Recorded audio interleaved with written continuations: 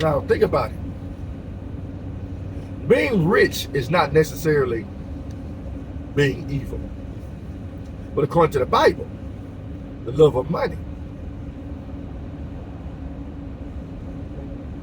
So, rich constitutes the love of money. Because a lot of rich people, I don't love money. Well, I know you buy your fruits. I think you do. I think you do love money. Because you're rich. I'm just being real. It don't make sense, but it does make sense. You gotta love it. If you can't have enough of it, that is your idol. Money. Same with anything else. Can't have enough of it. Drugs. I can't get enough of drugs. That's like, let's say marijuana. Let's say, like people take, doctors prescribe muscle relaxers to do what? Relax you. Now, if you take too many muscle relaxers, it'll kill you. So what's self-control? You got this prescription. Take this every 6 hours. If you exceed this dose, you may die. What's addiction? I'm gonna take it every 30 minutes. Cocaine. I'm finna take it time the high go down. I want to stay high. I want to stay drunk. You can't function unless you're drunk. Addiction. Self-control. I didn't tell you that. Now let's say you smoke marijuana. Well, I need to relax. You're relaxed. It goes away. You're good. A few hours later, you smoke another marijuana blunt. Oh, y'all ain't gonna like this. Oh, you're dependent on it. Well, in that case, don't take headache pills or nothing else, people. If that's how you want to judge, that's where you want to go, we can go there. Stop drinking your coffee. Because you need it. You need to live. You can't beat up these people who are addicted to cocaine. If you're addicted to coffee, you can't beat up these people who are addicted to marijuana. If you're addicted to Coca-Cola, I'm just being real. You can't beat up nobody who's addicted to meth. If you're addicted to tea, I gotta have me some tea. I can't survive without tea. What's different? What makes you different from them? If you're gonna break it down, break it all the way down. I gotta have my pills. I can't survive without my pills that the doctor prescribed. That is your God. When you make it your God, that's your idol. A lot of people, money are their God. Some people, food is their God. People struggle from eating too much because they love food, so they can't be satisfied. They got to keep eating it. But if you just look at it and don't eat it all the time, you won't be a glutton. And I don't care if you're fat or skinny. Gluttony is the same. You see these skinny people on there got a plate full of 25 pounds of food and eat it. The world encourages it. If you can eat all of this steak right here, you ain't got to pay for it. But if you can't eat it, you got to pay for it. Oh, that's so messed up. Like, can I just buy that for this whole people that sitting at the table and we can eat it together? So I don't want you to do that. They want you to overindulge in it. Same with the drug dealers. Same with the medical prescribers. Same thing. What's the difference from a doctor that prescribes drugs and a drug addict that prescribes drugs? They both know if you keep coming back, you're addicted to it. You can't come back every 30 minutes. You understand? But they keep feeding it to you. What's the difference from them and a drug dealer? Nothing. They're all the same. Okay, then we got that out the way. McDonald's in itself is not an item. But when I gotta eat McDonald's every day. This is how I live. Now it's your item. Because if you're hungry and God gives you a McDonald's quarter pounder to eat, you're gonna eat it. Now, sacrifice to idols. Like, you clearly know. He said, don't eat food sacrificed to idols. Once you know. Let's say a video pops up and McDonald's or Checkers or Chick-fil-A or whatever, and they're like sacrificing McDonald's or Chick-fil-A, offering it up to a sacrifice to one of their gods, and you know this. Now, you know better. You're like, shoot, they offer that food to idols. All right. They always use people to advertise their foods. Stars, idols. You're going to start wanting less and less fast food. But, if you're hungry, and God told about to set this in your table, and they don't say nothing, and He told you not to ask questions in regards to what's said before you. Because once you know the answer, you're like, hey man, what's this? Oh, you know this? Oh, okay, I can't eat that. But if they don't say nothing, they just set the food down, eat it. It's in the scripture. I'm not lying to you. So you got to know what evil is, people. The Bible teaches us self-control. But there are certain things, He knows what we are evil and we sin. I ain't going to say we're evil. We are sinful. We are sinners. And we're going to fall victim to a lot of things in this world. And the only way we can be saved from that is through Jesus. You can't be saved through drinking a lot of water. You can't be saved through eating just vegetables. You can't be saved through eating just meat. You can't be saved through none of that stuff.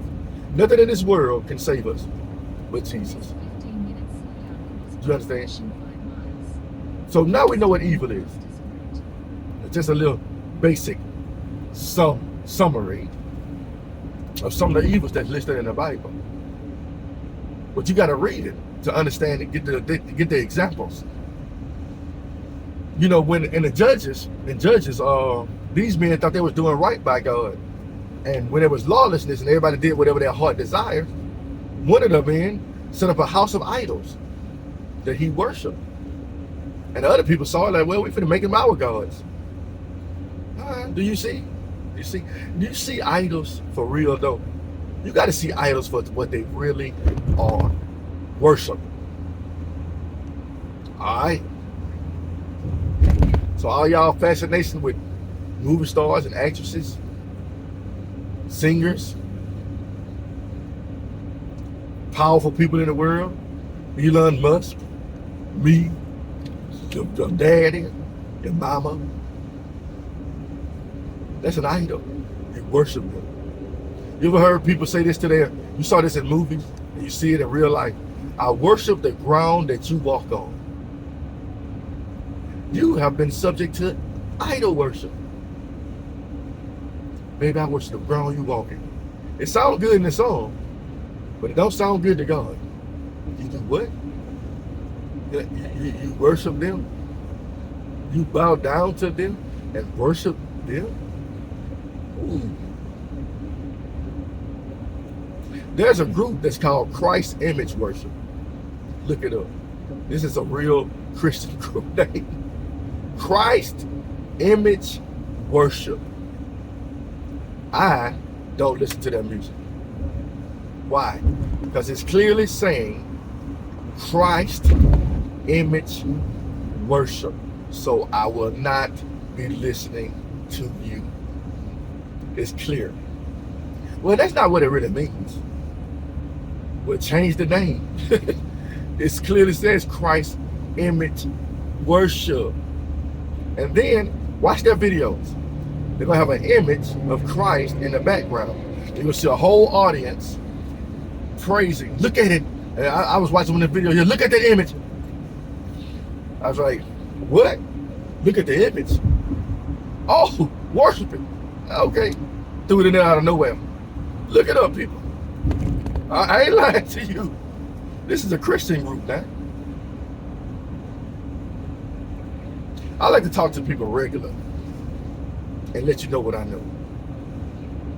Right? Think about why witchcraft is bad. Because you're putting power in your own hands and taking it away from God. You're trying to manipulate things your way, which God tells us our way and our heart's way is wrong.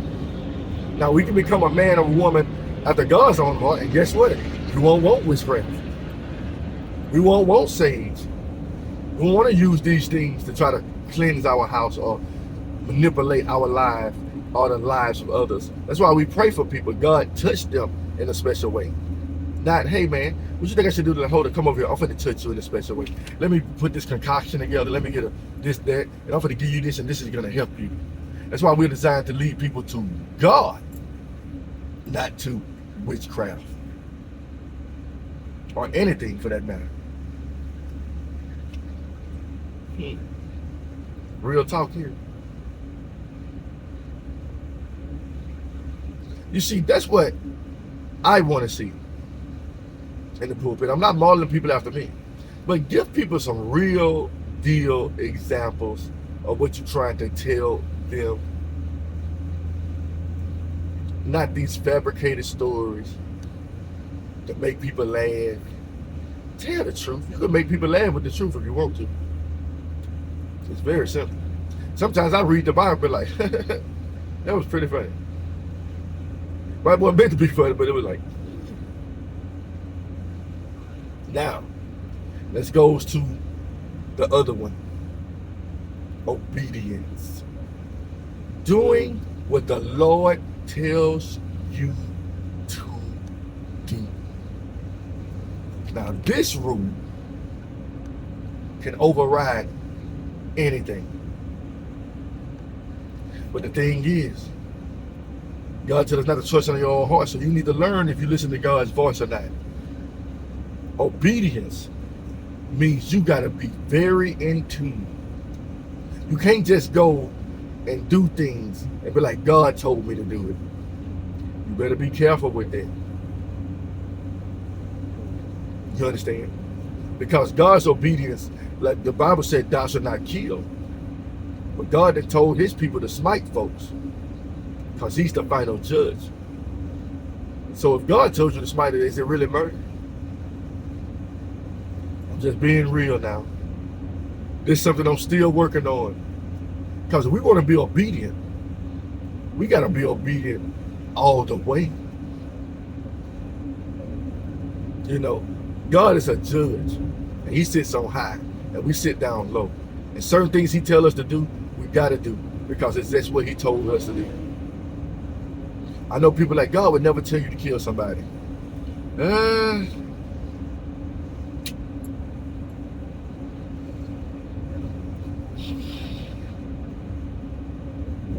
Goliath.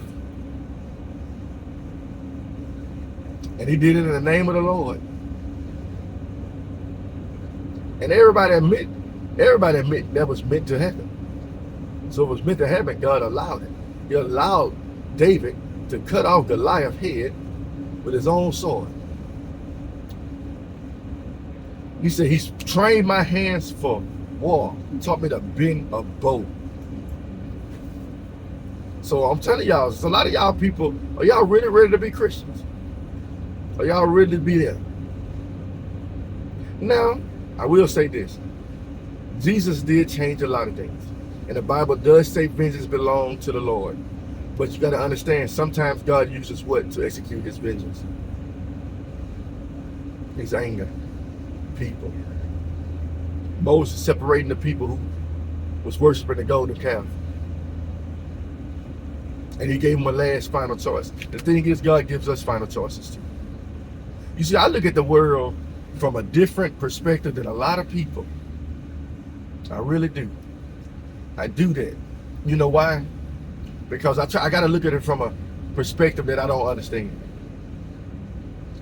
Prostitution is wrong.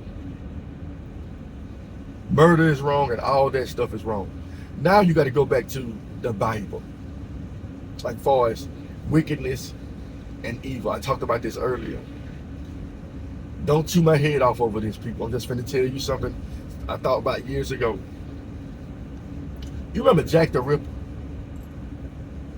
I ain't saying he worked for God, but you remember Jack the Ripper? He went through, what it was, France, somewhere over there, England, I don't know. But he was killing prostitutes, which I don't think is right. But just remember what I just said. The wicked will destroy the evil. Everything balances out. And I hate that that stuff happened. Because all sin is the same. I hate that that stuff happened. Take that, what's that lady name that was killing all those men in Florida? They made a movie about her, Monster. She was a prostitute. And men used to always take advantage of her and beat her. Now, a lot of these men were married and this and that. You reap what you sow. All right, so they go out there picking up this lady. They was going to sleep with her and probably not pay her or do whatever. Still prostitution. He said, why join yourself to a harlot? All right. I ain't saying a harlot or a prostitute is evil. I'm saying it's sin. That's what I'm telling you. All right, so she get mad because she ain't got God. So she's like, well, I'm going to take matters in my own hands. And I'm going to kill these men. So her being evil destroyed those wicked men. And I'm sure their parents and I'm sure their family members like, this is so messed up. But that's not always the case, because sometimes evil people kill innocent folks. But if you're living for God, it really don't matter. Because he said, fear not them that can destroy the body, but fear him which can destroy both body and soul in hell. So us as Christians, through the New Testament, through the blood of Christ, we starting to realize that vengeance belongs to the Lord. He said, if somebody smites you on the other cheek, you turn the other cheek. But even in the Old Testament, they talk about eye for an eye. It wasn't you taking matters in your own hands if you go into the judges. You can't just walk up on somebody and be like, you stole my ox, and cut their throat. He said, by 2 or 3 witnesses, let everything be justified, right? So you bring some witnesses, hopefully man or woman of God, preferably men. So and you be like, hey, this is what's going on. So you have a little court. He said, you're supposed to be able to jungle among each other, right? So if you're all women and men of God, you come together. You're like, hey man, what's going on? Man, I caught my wife in adultery. All right then, let's get the council together. The Christian folks, the judges. And then they figure out if she was caught in the act of very act of adultery, if they did their little case, sown to be for the man or the woman, whatever it may be, if it kind of found to be true. But the thing is, people in this world started using unrighteous judgment. People were just killing wives and just to do it, just to get another wife because they found somebody more beautiful. You understand? And I can understand why Jesus said, but hey, let's focus on me, because the law wasn't saving them. They was misusing the law. They was using it for their own benefits, for their own this and that, trying to control people through power and this and that. Same thing they're doing now. You understand? And God's like, hey, I planned this from the beginning anyway. Let me send my son out there so people can have a direct course to me. And you don't have to worry about taking vengeance in your own hands. You got to go and smite Goliath's head anymore. You got to do none of that. You just let the Lord do what he do. But that don't mean the Lord might not, the Holy Spirit might not come over you and might start slay 1,000. I'm just being real though. Break it down how people want you to, so they can understand. A lot of stuff I'm saying, I'm sure you ain't going to agree with it. But it lines up with scripture. The wicked will destroy the evil. They say you're a liar. And you just a compulsive liar. Just lying. Then you got another liar that lied much as you. And both of y'all were committing the same crime. Then y'all go to jail. And they question both of y'all. And both of y'all sitting up there lying. Now both of y'all going to jail. Because damn one of y'all can tell the truth. The wicked will destroy the evil. The Bible even tells us jails are for the wicked. Now, does that mean innocent people don't go to jail? Innocent people who are Christian, who love God, they're going to deem us as evil. That's messed up, ain't it? But it is the God's honest truth. When you start living for God, you're going to get persecuted for doing the right thing, for saying the right thing. Not necessarily politically correct, but biblically correct. That's what you're trying to do. Biblical correctness, not worldly correctness. Let me pause and I will continue.